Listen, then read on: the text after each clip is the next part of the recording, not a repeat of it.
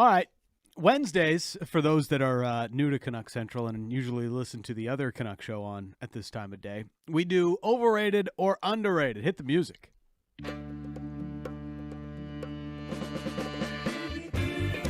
Overrated or underrated.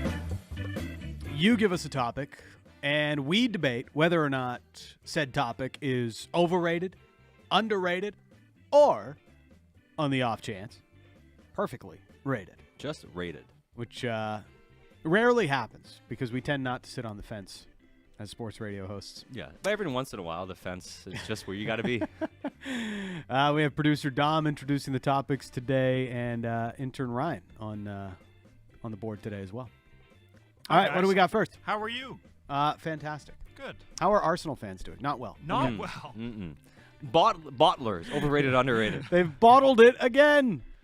You know what? Listen, I don't have much joy out of this EPL season. I mean, currently Chelsea's down 1-0 against Brentford, so I am not one to That's cast just any like, shade. I don't want any other London club winning the title. Precisely. So even though my existence as a Chelsea fan has been absolutely dreadful and miserable this season, I am taking a bit of joy out of watching Arsenal bottle it and watching Tottenham do Tottenham things. I think I have figured out why there are so many like Canucks fans that are Arsenal fans. Because they're used to their teams bottling it. Shared misery. But Arsenal's won titles. Yeah, it's been a while. It's been a while, but they have won. They have won, yes. No. It's Faxa only. Canucks haven't. Yes, that's true. Hayes Tom. would like to know, having your own practice facility, overrated or underrated? Oh, underrated. Yeah. Doesn't like every other team in the league have a It's like two teams that don't have it. and one of them is the Canucks. Yeah, it's a couple teams that don't have their own facility, right? And yeah, I mean, They were so close to having one at Edgewater Casino over there. There's been a few. Yeah. And they've kind of fallen apart. And we didn't hear from Jim Rutherford at the end-of-year press conference. And that's where Patrick Alvin joked that maybe he needed to be here to answer that question on the practice facility. It still looks to be, like, it's a year away from being a year away still. And that's just my opinion looking at it, right? So I'd say, I don't know when it's going to happen, but it's certainly needed. I didn't think the practice facility would get a Bruno Caboclo reference. I didn't say 2 years away from being 2 years away. I amended it slightly. It's funny how Bruno Caboclo just transcends markets, but everybody knows. Everyone knows. 2 years away from being 2 years away. I'll say, one of the things about the practice facility, if you're the coach and you're asking, and Woodley pointed this out on one of our hits in recent weeks, if you're the coach and you're asking for players to stick around in the off season and come to Vancouver, get in early, get your workouts in, well, where? Yeah. Well, I mean, there are rinks and facilities. They have rinks and facilities, but every other team in the league has their own designated facility. Now, I would say the whole notion of like, oh, they're screwed is overrated. I mean, like, they can skate. There's plenty of ice. They can skate. They'll be okay. It's not the end of the world. But in terms of trying to find every edge possible, getting as much ice time as possible, having all the type of equipment and supplies and services available to you that you have with NHL facilities, it certainly gives you an edge. The Whitecaps have a designated facility. Yeah, it's a lot easier finding a patch of grass.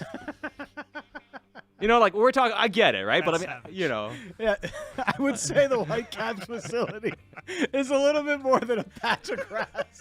You can find a patch of grass somewhere. Oh, my. Okay, good. You got a couple portables set up. I mean, you can do that. I mean, that's not the end of the world. Yeah. Patches of grass, overrated. One Canadian wants to know, Podkolzin, overrated, underrated? Ooh.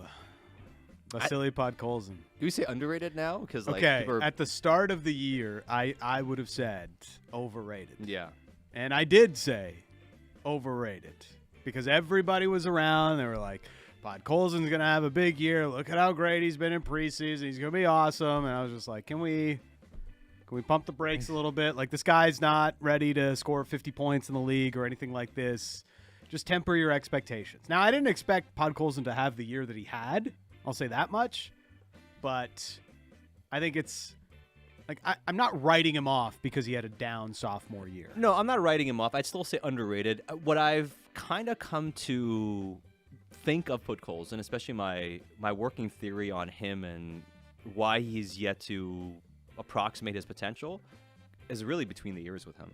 maturity. Yeah, and I don't mean immaturity. It's more about you need to channel and find ways to be confident. Yes. And find ways to be positive more, right? And again, I'm not trying to make it seem like he's this head case or anything. That's not it at all. But you can see what team talks about. He gets down on himself really quickly. He's a perfectionist. Yeah, the confidence. You kind of have to let go a little bit. And if you are a perfectionist, you have to find ways to still believe. And he loses confidence too quickly. I think Vasily Podkolzin needs to watch Ted Lasso. No, you. He's got to be a goldfish, man. Goldfish? He's got to be a goldfish. Yeah. Hockey is life. He's got to be a goldfish. Forget things, you know? It's like, what do they say about quarterbacks, you know? Like, oh, you threw a pick. Forget about it. Move on. Yeah. Think about the next one. Think about the next one. There's now that you've heard a couple of coaches sort of intimate that, I think it is something that Podkolzin has to overcome, which is, it's not a talent thing because he has the talent, but you got to be able to be fully engaged and focused in order to have success on every shift. Since we're talking about Elias Pettersson not going to the World Hockey Championship, overrated, underrated, the World Hockey Championship. Overrated. Like, I don't think of myself like, oh, this guy went to the World Hockey Championship and that's when he became a player. Like, I never think that. Yeah. I would probably say it's underrated if I got to go cover it every year. Oh yeah, I think the tournament. Ooh, I get to go to Austria. This is great. Yeah, the tournament in and of itself, the hockey in and of itself is fine. The import of it is overrated here. I don't see the tangible benefits for players outside of representing your country, which is great. Yeah, but as we talked about with Yannick on Friday, any opportunity you get as a European player to play for your country, it's the highest honor. Yeah. And it's something, we've heard a bunch about European players. Do they care more about the Olympic gold or the Stanley Cup? And these weird debates that we have for whatever reason. But, yeah, it means a lot to guys to end up playing for their country. Mm-hmm. And I think it's clear the World Hockey Championships seem to mean more for those that aren't Canadian than it does for the Canadian hockey player. Because the European hockey schedule ends well ahead of the the North American one. Yeah. Right? The Swedish season's already in the end of the playoffs. They're almost going to be done here soon. You've seen a lot of different ones already be over or getting to the end of it. And then the World Championship happens at the conclusion of those seasons in Europe. So it's the big event in Europe when it comes to hockey. We have the Stanley Cup playoffs. Mm-hmm. So anytime the Stanley Cup playoffs go head-to-head against a competition that does not include the best of the best, what's going to happen? Yeah. Our North American interest is going to be squarely on the Stanley Cup playoffs. So by necessity, it's going to be overlooked. Because what else are you going to do? Are people tuning into this radio station, tuning into Canucks Central for coverage of the Stanley Cup playoffs or the World Championships? World Championships. Probably the Cup playoffs. Now, people would want to hear about some Canucks who are playing and how they're performing. Yep. But I don't think anybody wants, a full hour on, Finland playing, Slovakia. I always found it funny how, Ovi would get ripped because he'd be, just eliminated from the playoffs, and the next day he'd be on a plane getting ready for the World Championships. And everybody's like, this is why he's never going to win a Stanley Cup. And it's like, it doesn't matter. I think he figured it out. Yeah. I think he's fine. Let people do what they want to do. Yeah. All right, next. Reffing NHL hockey games from Greg. Cool. Very difficult. Doesn't look easy, does it? No. Try to keep track of the puck when you're sitting ice level. Yeah. In a game, let alone trying to keep track of everything that's happening. Yeah. Underrated. Yeah. If you it's kind of like anything else. If you become a ref at the NHL level or any pro level, you have reached the peak of your profession. Yes. And you should be applauded for that. Now, that being said, they don't always make the right calls. And there's been a lot of bad calls in recent weeks, in recent days, in this first round of the Stanley Cup playoffs.